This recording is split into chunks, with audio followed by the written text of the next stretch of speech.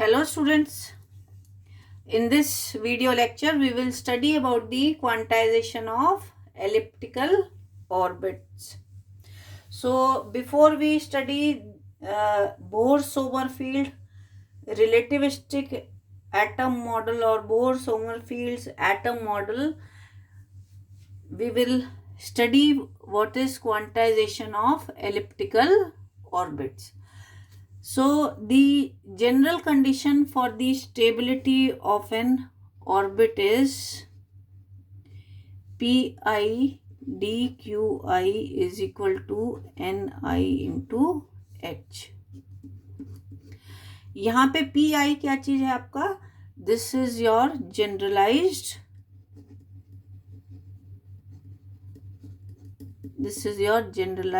momentum. And each generalized momentum is a function of generalized coordinate, जिसको आपने classical mechanics में पढ़ा है Q, हम Q से डिनोट करते हैं. सो generalized momentum is a function of generalized coordinate Qi. Now this integral will extend over a complete cycle of variable Qi.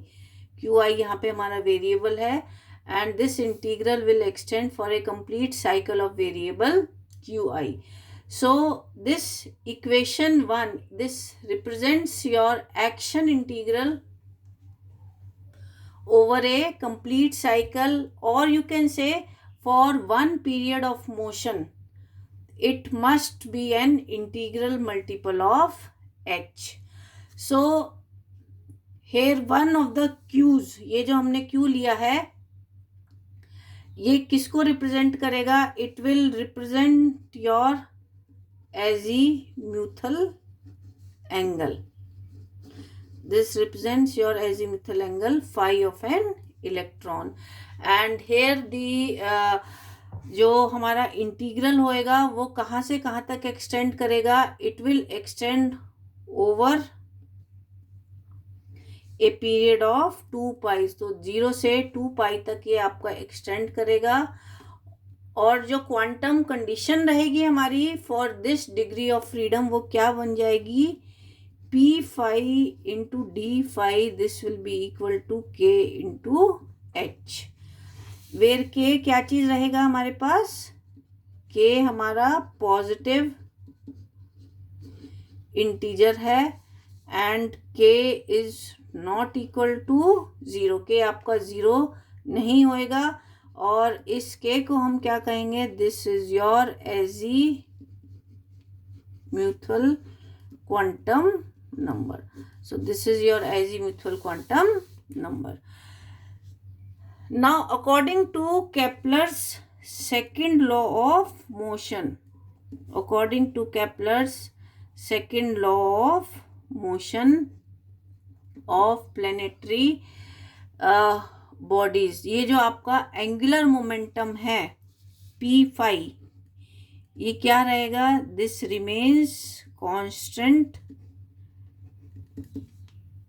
Through out the motion. It is constant throughout the motion. तो हमारे पास equation क्या आ जाएगी? ये जो equation, this is equation number 2. तो हम क्या, हमारे पास क्या आ जाएगी? P phi will be equal to K H upon 2 pi. This is equation number 3.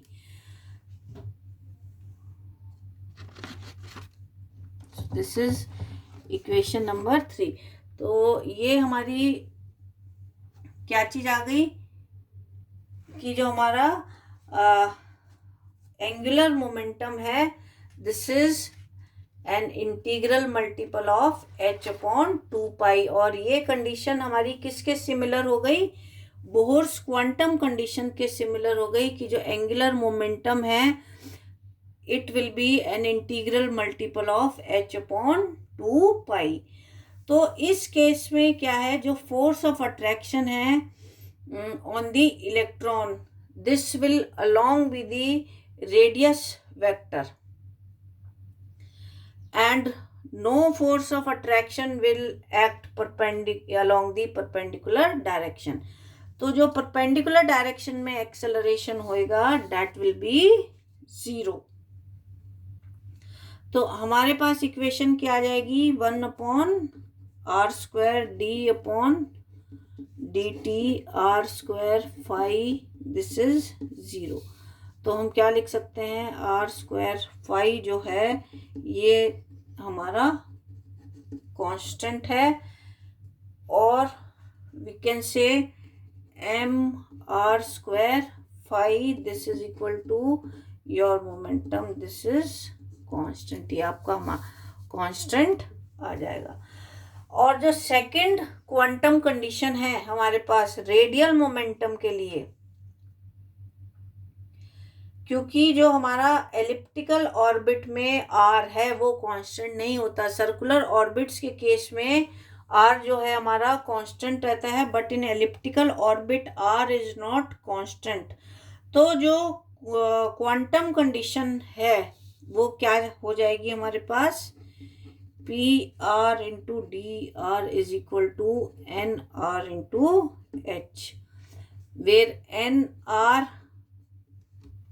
ये अगेन आपका इंटीजर हो जाएगा, this is an integer including 0, और इसको हम क्या कहेंगे, this is also known as your radial quantum number. So this was all about the quantization of elliptical orbits. अब इसमें हम आते हैं आपके सोमरफील्ड एलिप्टिकल ऑर्बिट्स के ऊपर, या आप कह सकते हैं bore Sommerfeld atom model, bore Sommerfeld atom model. तो देखिए इसमें क्या है, बोर सोमरफील्ड एटम मॉडल में अकॉर्डिंग टू बोर हम क्या कहते हैं कि बोर्स थ्योरी हमारे पास क्या है कि जितनी भी लाइंस हमारे को हाइड्रोजन स्पेक्ट्रम में मिलती हैं उनकी एक वेल डिफाइंड वेवलेंथ रहती है, पर जब हम आपकी एच अल्फा, एच बीटा या एच गामा लाइंस को ऑब्जर्व करते हैं through a spectrograph of high resolving power, अगर इन लाइंस को हम अच्छे इंस्ट्रूमेंट से ऑब्जर्व करते हैं तो हमारे को ये पता चलता है कि ये जो हमारी लाइंस हैं these are not single line, but each spectral line it consist of several lines which are closely packed. हर लाइन के साथ और लाइंस भी आ रही हैं जो आपस में बहुत ही क्लोजली पैक्ड हैं। लेटर ऑन माइकलसन ने ऑब्जर्व करा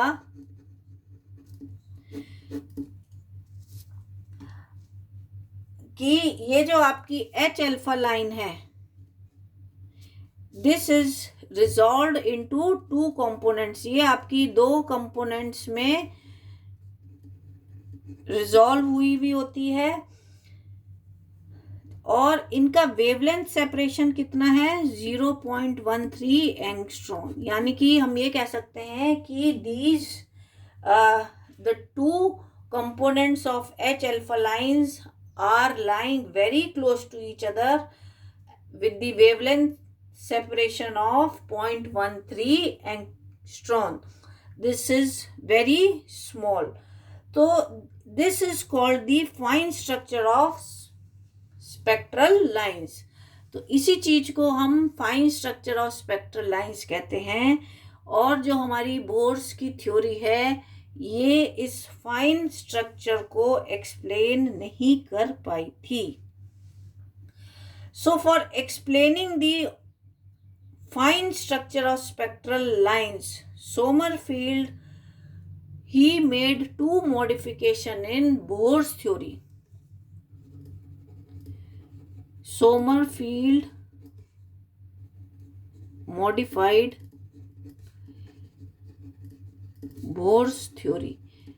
He made 2 modification in your Bohr's theory. वो modifications क्या थे कि सोमरफील्ड ने कहा कि जो पाथ है इलेक्ट्रॉन का around the nucleus, it is in the form of an ellipse, where Bohr ने कहा था कि electron is moving around the nucleus in circular orbit, but Sommerfeld said that path of electron around the nucleus is an ellipse where nucleus is situated at one of its foci. Nucleus is situated at one of its foci. और जो Bohr के circular orbits थे, Bohr circular orbits are special case of Sommerfeld elliptical orbit.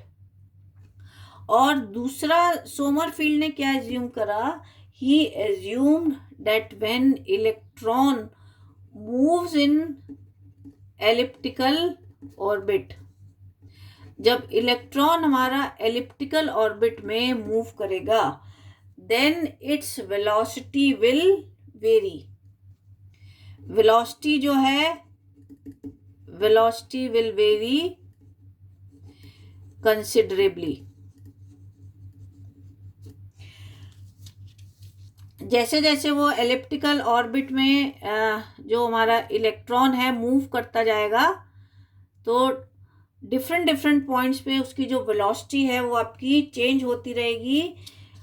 And due to this the mass of electron जो है वो relativistically vary करेगा. So mass of electron will vary relativistically. It will also vary relativistically. So this is also known as your relativistic atom model. तो इसको हम relativistic atom model भी कहते हैं, सोमरफील्ड रिलेटिविस्टिक एटम मॉडल. अब ये देखिए आपका रिलेटिविस्टिक एटम मॉडल क्या है. इसमें देखिए ये हमारा एलिप्टिकल ऑर्बिट हो गया.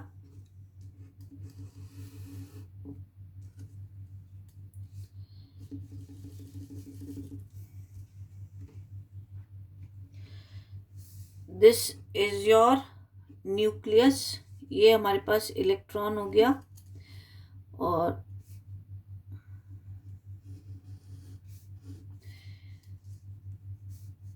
ये हम एक्स एक्सिस ले लेते हैं.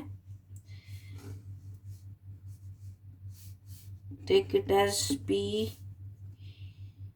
Q P E. और ये हमारा रेडियस वेक्टर आ गया. This is your azimuthal angle and electron is moving velocity v.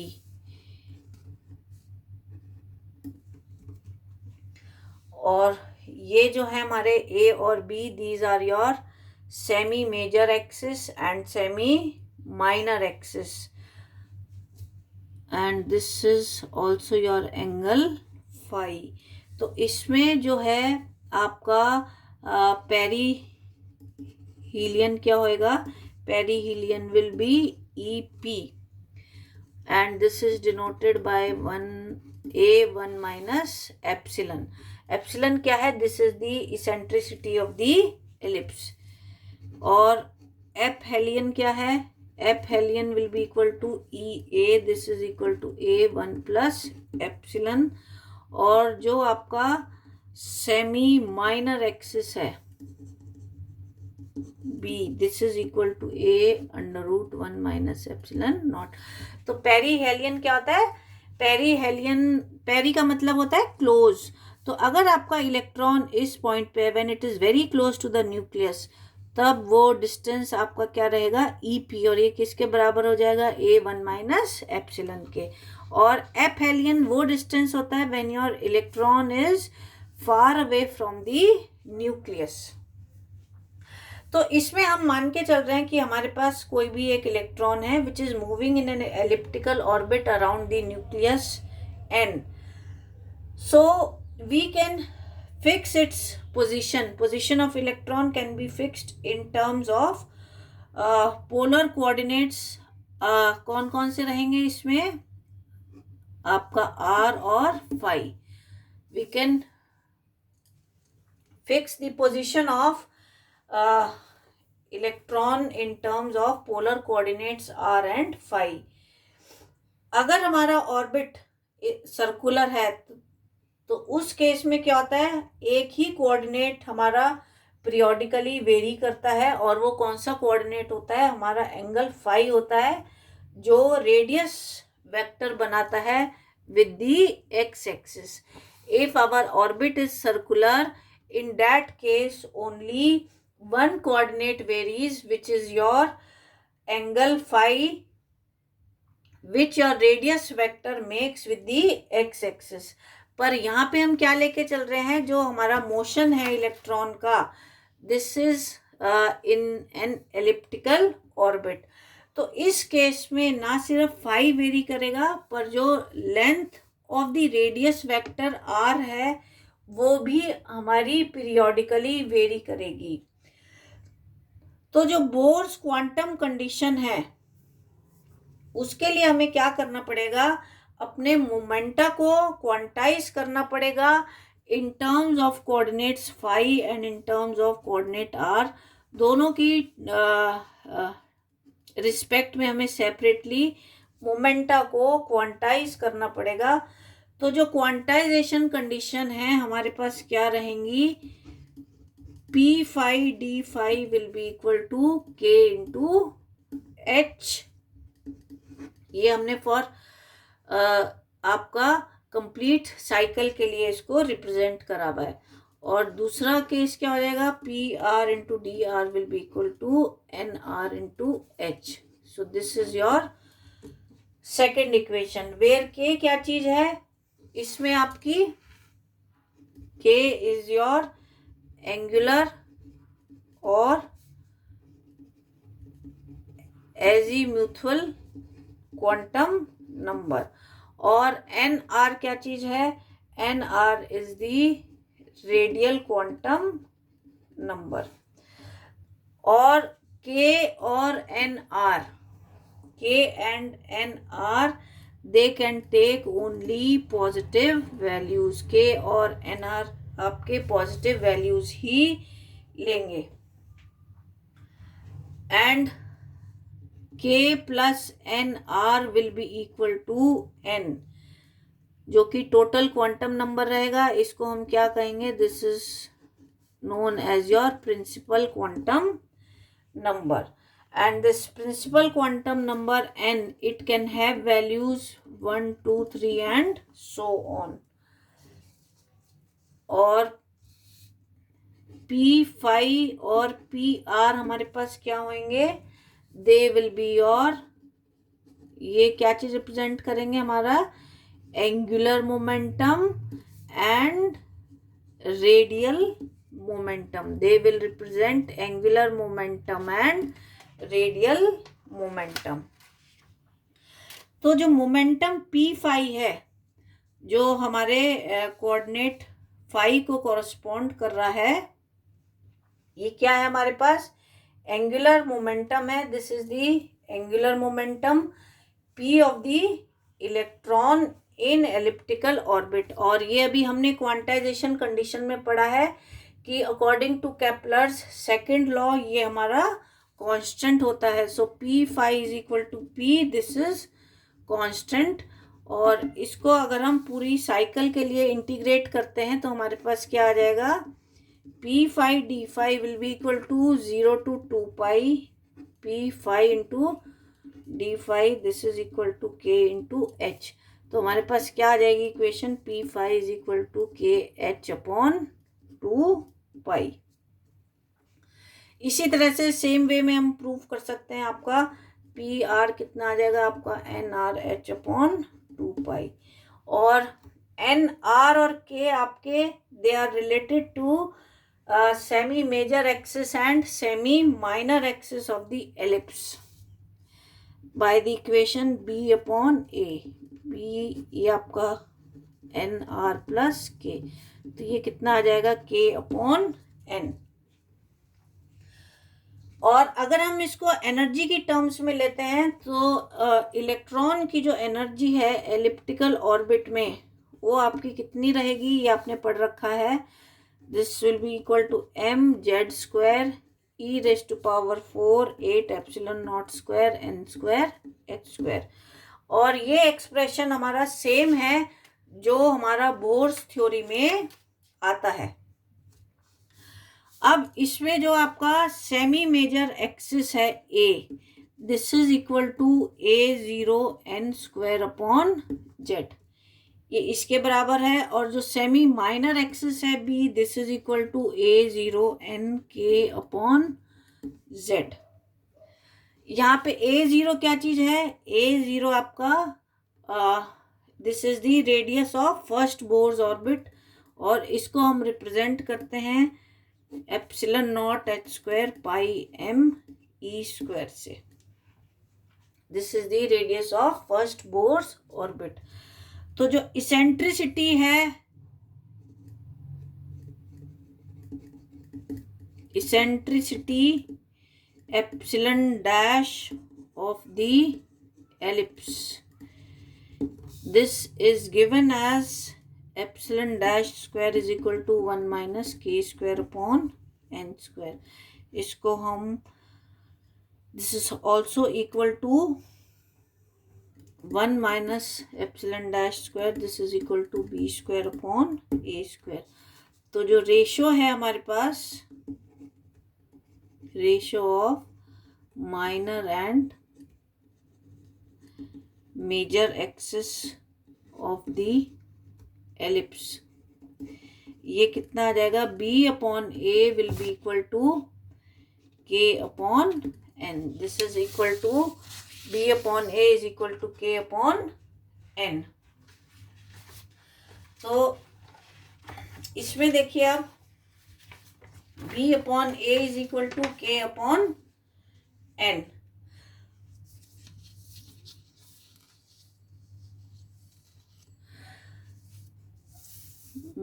b/a is equal to k/n.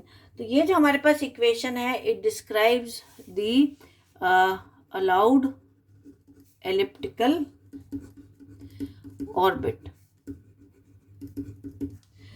तो इसमें हम आपका केस, पहला केस लेके चलते हैं. When k is not equal to 0, so if k is equal to 0, b/a कितना आ जाएगा आपका? 0/n आ जाएगा, and b will be equal to 0. b हमारा 0 बराबर हो जाएगा. यानी कि जो सेमी माइनर एक्सिस है, दिस इज इक्वल टू 0. यानी कि इसका क्या मतलब हुआ? जो एलिप्स है हमारा, ellipse will degenerate into a single line. वो आपका degenerate कर जाएगा into a single line passing through the nucleus. passing through the nucleus. और जो atom है, it will lose its stability. atom will lose stability. अब आप सेकंड केस देखिए. सेकंड केस में क्या आएगा बच्चों? If k is less than n,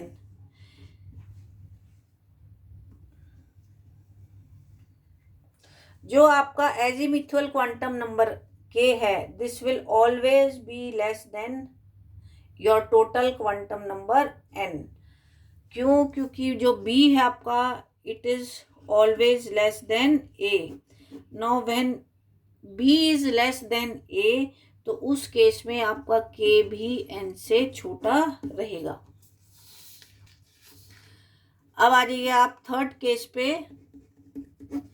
if k is equal to n, अगर k आपका n के बराबर है, तो उस केस में क्या आ जाएगा? b/a will be equal to 1 and b will be equal to a. तो इस केस में क्या होएगा? जो हमारा एलिप्स है, इट विल, ये क्या बन जाएगा हमारा? It will become a circle. और इस केस में आपके semi major and minor axis will be equal. ये हमारे इक्वल हो जाएंगे, सेमी मेजर और माइनर एक्सिस आपके दोनों इक्वल हो जाएंगे। So for a given value of n, for a given value of n, k की कितनी वैल्यू हो सकती हैं? k will have n values. So for first orbit, पहले ऑर्बिट के लिए क्या है?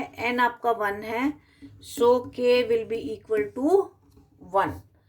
और हम देख सकते हैं b upon a is equal to k upon n, so this is equal to 1, b is equal to a। तो हमारे पास क्या आ जाएगा?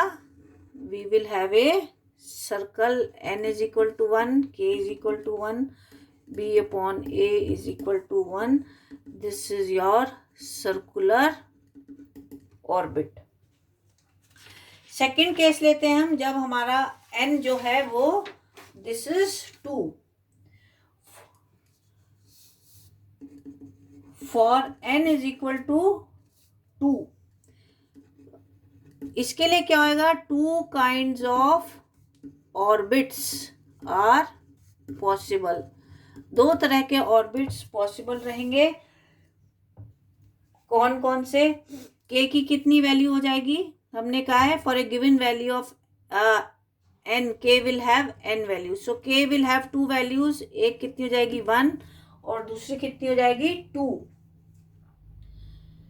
so when k is equal to 1, अगर k आपका 1 है तो उस केस में n कितना हो जाएगा?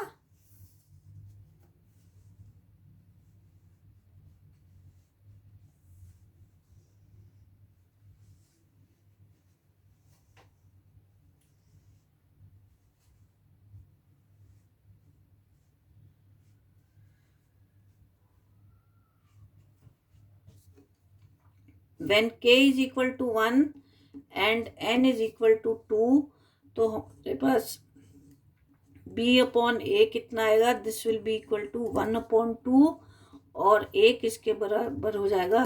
a will be equal to 2b। और जब n आपका 2 है and k is also equal to 2, उस केस में क्या हो जाएगा? b अपॉन a कितना है? k अपॉन n होता है, this is 2 upon 2, this is equal to 1, तो b जो है हमारा a के बराबर हो जाएगा। तो हम इसको कैसे रिप्रेजेंट कर सकते हैं? when n is equal to 2 and k is equal to 2, b आपका a के बराबर है, यानी कि हमारे को ये सर्कल मिलेगा। तो इस केस में n is equal to 2, k is equal to 2 and b is equal to a, यानी कि मेजर और माइनर एक्सिस आपके सेम रहेंगे।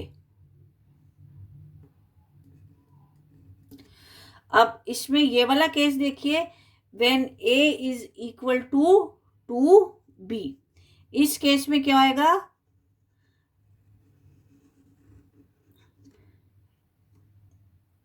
जो हमारा a है, this is twice of b, ये b है and this is a, so this is for n is equal to 2, k is equal to 1, so a is equal to 2b। So 2 orbits are possible, एक आपका circular रहेगा और एक आपका elliptical रहेगा।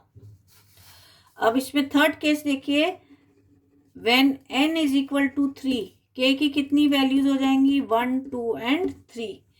तो जब आपका n 3 है और k भी 3 है, उस केस में b अपॉन a आपका 1 आ जाएगा and b will be equal to a, ये आ जाएगा आपका। n is equal to 3, k is equal to 3 and b is equal to a। जब आपका n 3 है एंड k इज 2, उस केस में क्या आएगा? b अपॉन a आपका आ जाएगा 2 अपॉन 3। तो A की वैल्यू कितनी आ जाएगी 3/2B। A की वैल्यू जो है वो आपकी 3/2B आ जाएगी।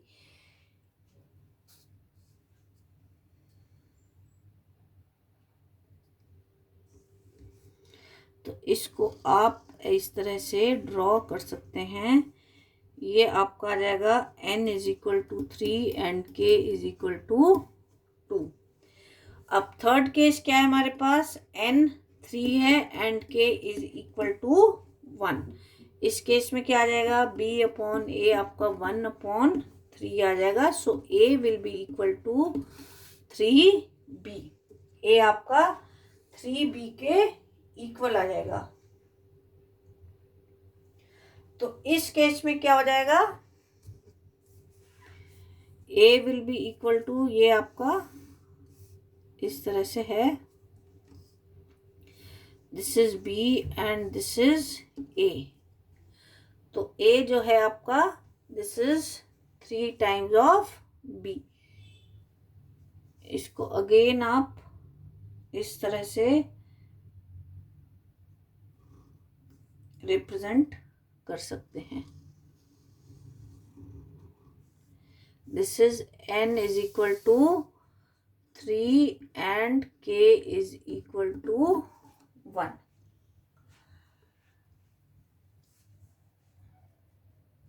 तो जो ऑर्बिट है विद लोएस्ट के जिसके लिए आपका सबसे लोएस्ट होएगा, that orbit is most elliptical. The orbit with lowest के, इन तीनों केसेस में हमने देखा है ऑर्बिट विद लोएस्ट के इज मोस्ट एलिप्टिकल। ये आपका सबसे ज्यादा एलिप्टिकल रहेगा।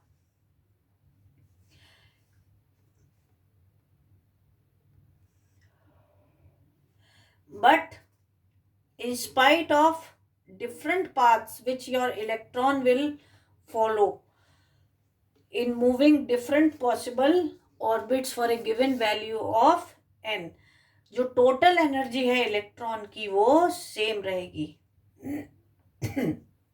तो इसका क्या मतलब हुआ कि जो सोमरफील्ड ने एलिप्टिकल ऑर्बिट का कंसेप्ट इंट्रोड्यूस करा, it did not give any addition of new energy level। तो ये भी जो आपका सोमरफील्ड एटम मॉडल है, it fails to explain the fine structure. इसमें हम देख रहे हैं कि जो हमारे पास डिफरेंट ऑर्बिट्स हैं उनकी सेम एनर्जी ही आ रही है। तो जब सेम एनर्जी आ रही है, then Sommerfeld model cannot explain the fine structure। So the several orbits which are characterized by a single value of energy are said to be your degenerate levels।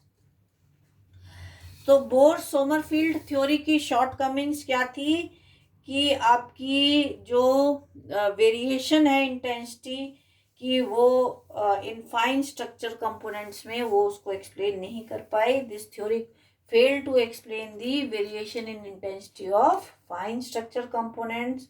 और दूसरा, it could not explain your anomalous Zeeman effect. अब हम इसमें कल देखेंगे कि Sommerfeld ने फिर रिलेटिविस्टिक करेक्शन कैसे अप्लाई करा to explain the fine structure of your spectral lines। So this was all about the Bohr-Sommerfeld atom model।